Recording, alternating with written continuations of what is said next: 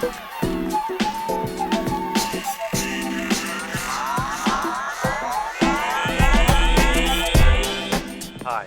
we're at TU-Automotive, Detroit, 2015, and I'm joined today by Bryan Reimer. He's a research scientist with MIT and MIT H-Lab. Good morning, thanks for joining us. Good morning, Briefly, would you run through sort of work you do with MIT? So, I'm involved in a lot of work. And the broad areas of interest I have are in human factors and cognitive engineering side, how we behave with technology in the vehicle, both the telematics side, infotainment side, and the safety systems that surround us. How do we as humans, who by and large work in a very dense multitasking environment in the vehicle, where one task that we're involved with is the primary navigation from point A to point B, driving. How do we engage in multiple aspects of infotainment technology at a given point in time? So is that entering a destination, making a call, looking for the latest traffic and weather? We're beginning to think about forward to level 1, level 2 automation, how that may support us at certain periods of time, but allow us to do other things that may or may not be in our best interest in attention management. So what are the opportunities, not just for the manufacturers of the equipment we're talking about, but also for the consumer going forward with this sort of technology? So I think if we look across the industry, government, and the consumer, the opportunities are to enhance safety. But the pathway there may not be as quick, easy, and as direct as many would like to believe and hope. There's a very complex relationship that we as humans have with the technology that surrounds us in a vehicle.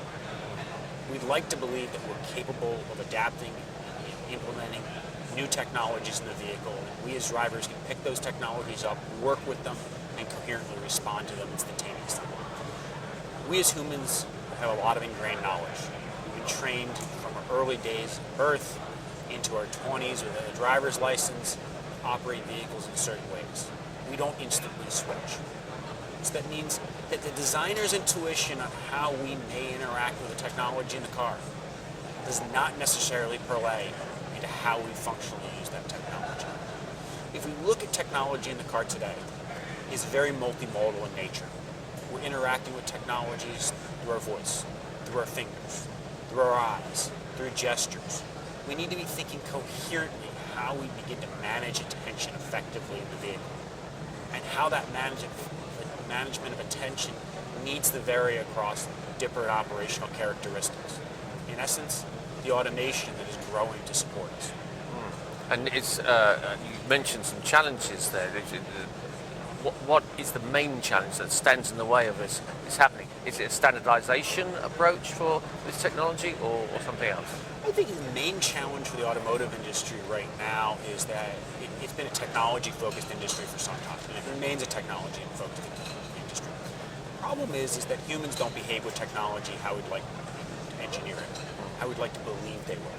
We need to really begin to think of the automotive industry as a part of a cohesive system that involves the infrastructure, the vehicle, and the driver.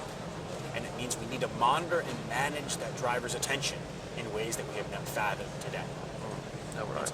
We need to look at this from a systems engineering approach. And yet, there are segments of the automotive engineering community that are doing that.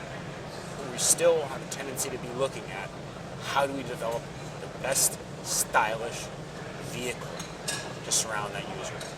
Not the best stylish vehicle that supports an individual at any point in time in the operational characteristics. Right. And looking forward to the future, and where do you see us in 20 years' time? Will that not be cracked? Will we be in a totally different, exciting place, or will it be restrained by legislation, by whatever? So if we fast forward 20 years, there will be some changes in the vehicle market. There is a radical shift in the operational characteristics of vehicles occurring. How fast that will penetrate the roads to the average consumer, probably not as far as we'd like to believe in 20 years, where the average car in the U.S. is somewhere in the 11-year range right now. So, okay, whatever technology's on the road 9 years from now is a good vision. I do think there's going to be higher levels of automation in the vehicle, supporting us in some ways, but I'm not necessarily sure they're going to show the overt safety benefits that we'd like to see in that period of time. We'll see some, but are we going to drive fatalities on the road to zero? Perhaps not. Can we strive to get it below the 30,000 of where they are today? I hope so. Yeah, absolutely. And just lastly, this event, TU-Automotive, what's its benefit to someone like you and your organisation? So I think one of the benefits of TU-Automotive is, first of all, it gets the stakeholders together to talk. It allows a researcher such as myself to see some of the latest automotive technology. We get to understand, see how people are integrating that technology together into the automotive ecosystem and how they're viewing the automotive domain 2, 3, 5 years down the road. And that's really critical as we begin to shape the research, understanding how we as humans continue to behave what amount to be highly complex software and hardware engineering phenomena.